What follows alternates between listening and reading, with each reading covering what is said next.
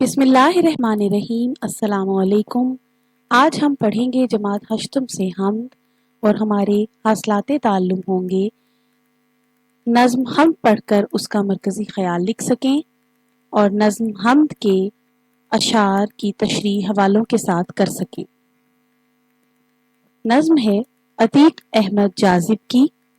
ہم نے تجھے جانا ہے فقط تیری عطا سے، کعبہ کے تقدس سے تو مروہ و صفا سے، توریت سے انجیل سے قرآن کی صدا سے، یاسین سے طٰہٰ سے مزمل سے نبا سے، ایک نور جو نکلا تھا کبھی غار حرا سے، ہم نے تجھے جانا ہے فقط تیری عطا سے۔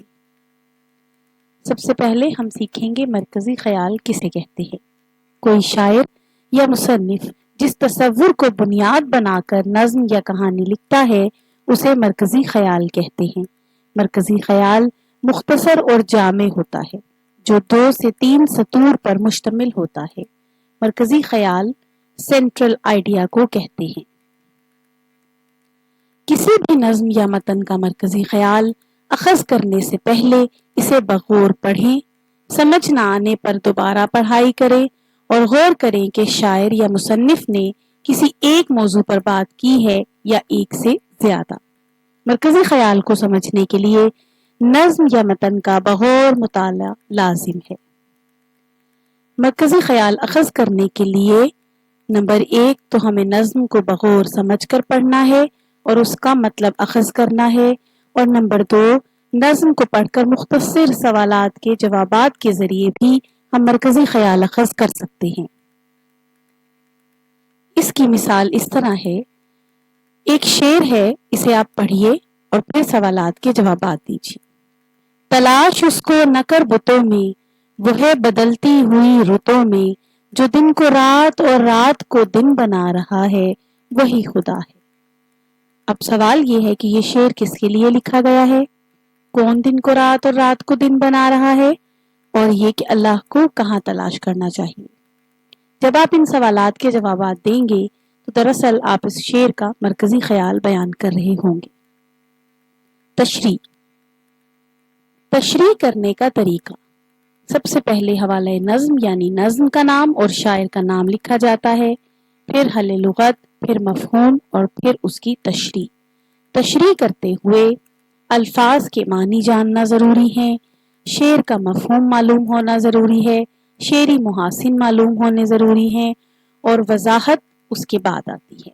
وضاحت میں ہم حوالے شامل کرتے ہیں، اشعار یا آیات شامل کرتے ہیں اور اشعار کی تشریح کو واضح انداز میں لکھتے ہیں، اس طرح کہ شعر کا مطلب واضح ہو جائے۔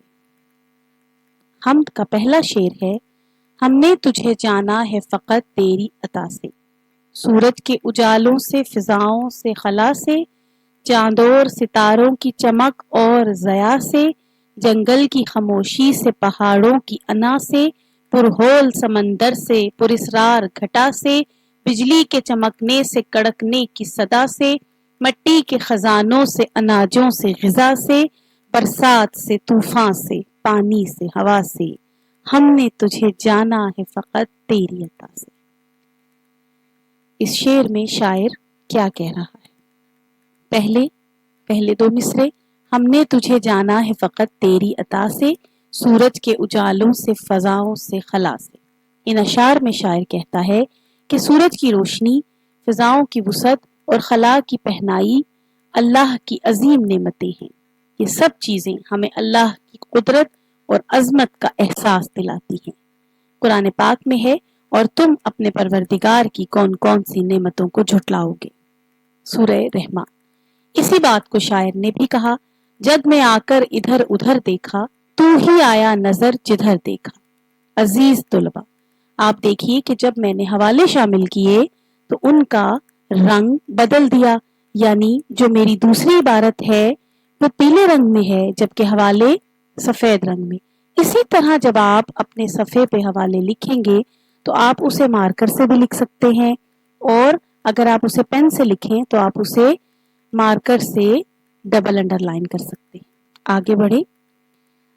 جی اگلے دو مصرے ہیں، چاند اور ستاروں کی چمک اور ضیاء سے، جنگل کی خاموشی سے، پہاڑوں کی انا سے۔ اس میں شاعر کہہ رہا ہے کہ چاند اور ستاروں کی روشنی انسان کو سکون عطا کرتی ہے اور رات کے سفر میں رہنمائی کا ذریعہ بنتی ہے۔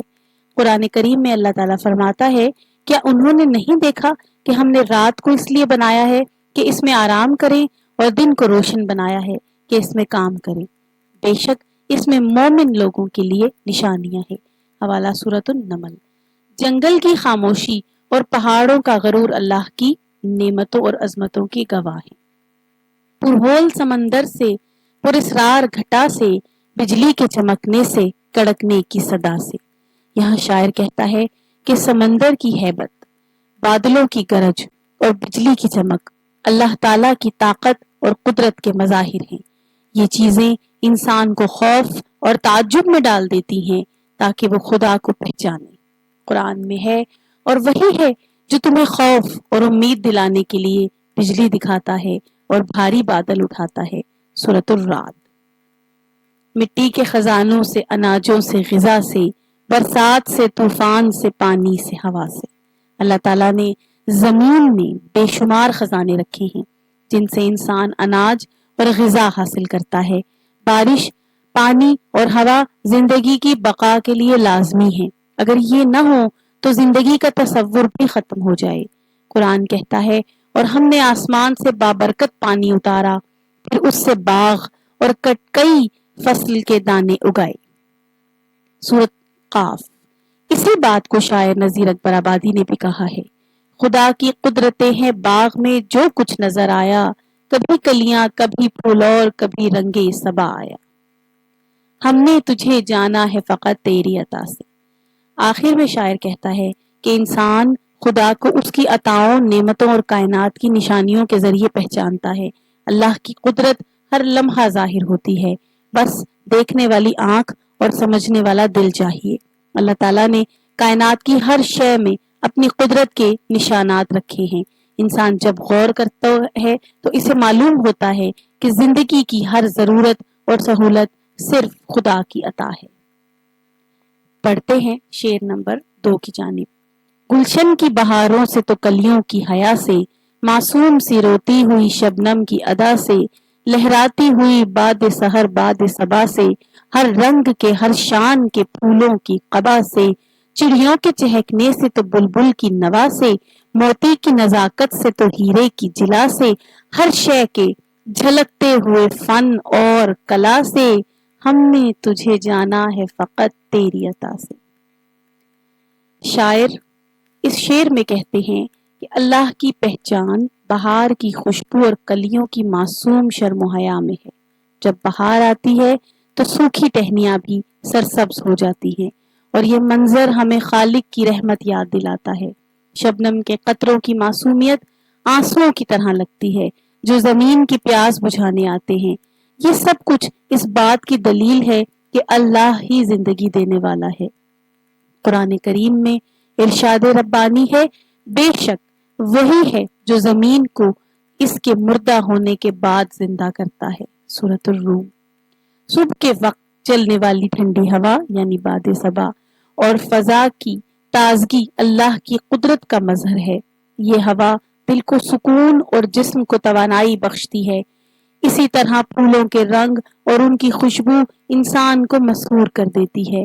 ہر پھول کا اپنا حسن اور اپنی پہچان ہے جو خالق کی کاریگری کا کمال ہے۔ یہ سب چیزیں انسان کو اس بات کی طرف متوجہ کرتی ہیں کہ ان سب کے پیچھے ایک عظیم قدرت ہے۔ ہر شے کے جھلکتے ہوئے فن اور کلا سے، ہم نے تجھے جانا ہے فقط تیری عطا سے۔ اس شعر میں شاعر کہتے ہیں کہ اللہ تعالیٰ نے کسی شے کو بھی بلا جواز نہیں بنایا۔ ہر چیز جو اس خالق نے تخلیق کی ہے کسی نہ کسی مقصد کے تحت کی ہے۔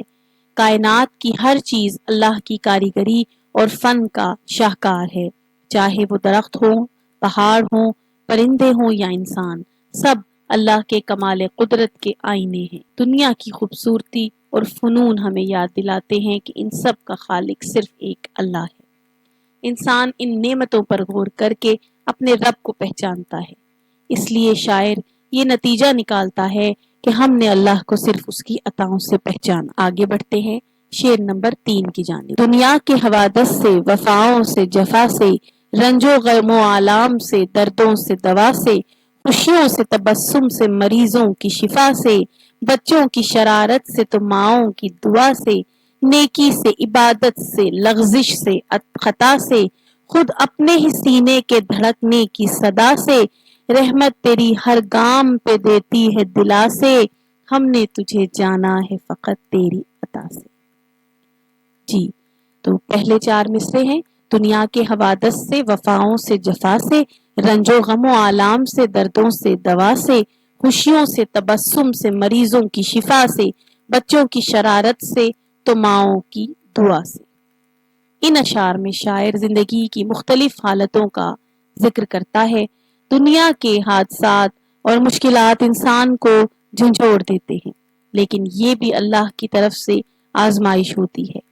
وفاداریاں دل کو سکون دیتی ہیں، جبکہ جفا یعنی بے وفائی انسان کو دکھ دیتی ہے۔ رنج و غم اور آلام انسان کو توڑنے کے بجائے رب کی طرف رجوع کرنے پر مجبور کرتے ہیں۔ دردوں کے ساتھ دوا کا ذکر اس حقیقت کو اجاگر کرتا ہے کہ بیماری بھی اللہ کی طرف سے ہے اور شفا بھی اسی کے ہاتھ میں ہے۔ امن یجیب المضطر اذا دعاہ ویکشف السوء، بھلا وہ کون ہے کہ جب کوئی بے قرار دل اسے پکارتا ہے تو وہ اس کی دعا قبول کرتا ہے اور تکلیف دور کر دیتا ہے۔ حوالہ سورۃ النمل۔ خوشی اور غم دونوں زندگی کا حصہ ہیں اور یہ انسان کو یاد دلاتے ہیں کہ اللہ ہر حال میں اس کے ساتھ ہے۔ قرآن مجید میں ارشاد ہے، جسے رسول اللہ صلی اللہ علیہ وآلہ وسلم نے بھی جامع ترمذی میں بیان کیا، اور جب میں بیمار ہوتا ہوں تو وہی شفا دیتا ہے۔ ان اشعار سے یہ سبق ملتا ہے کہ انسان کو ہر حال میں اللہ پر بھروسہ رکھنا چاہیے۔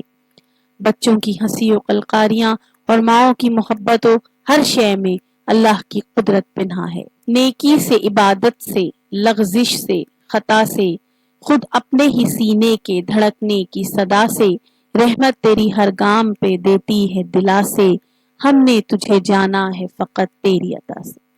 ان اشعار میں شاعر نے انسان کی روحانی اور اخلاقی کیفیات بیان کی ہیں۔ نیکیاں اور عبادات اللہ کی رضا حاصل کرنے کا ذریعہ ہیں۔ یہ بھی دراصل اس کی توفیق اور عطا ہے کہ بندہ عبادت پر قادر ہوتا ہے۔ دوسری طرف لغزشیں اور خطائیں انسان کی کمزوریاں ہیں، مگر ان میں بھی سبق اور نصیحت ہے۔ شاعر یہ بھی کہتا ہے کہ خود اپنے سینے کی دھڑکنے سے انسان کو اللہ کی موجودگی کا احساس ہوتا ہے۔ ہر دھڑکن گویا اللہ کے وجود کی گواہی دے رہی ہے۔ یہ دل کا سکون اور بے قراری دونوں ہی اللہ کے قبضہ قدرت میں ہیں۔ انسان کی زندگی کا ہر قدم اللہ کی رحمت اور دلاسے کے بغیر نامکمل ہے۔ ہر مشکل کے بعد آسانی ہے، جو اللہ کی مہربانی کا ثبوت ہے۔ قرآن کریم میں ہے، پس بے شک ہر تنگی کے ساتھ آسانی ہے۔ اللہ کی رحمت بندے کو کبھی تنہا نہیں چھوڑتی۔ خوشی ہو یا غم، کامیابی ہو یا ناکامی، ہر حال میں اللہ کی عطا ہی انسان کو سہارا دیتی ہے۔ شاعر کہتا ہے کہ ہم نے اللہ کو اس کی عطاؤں سے پہچانا ہے، ورنہ ہم محدود عقل والے اس کے وجود کو سمجھنے سے قاصر ہیں۔ انسان کی اصل پہچان یہ ہے کہ وہ اللہ کی عطا کو مانے اور شکر گزار رہے۔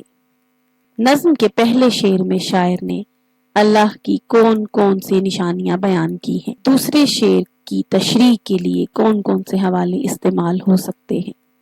جوابات دیجیے، مجھے آپ کے جوابات کا انتظار رہے گا۔ شکریہ۔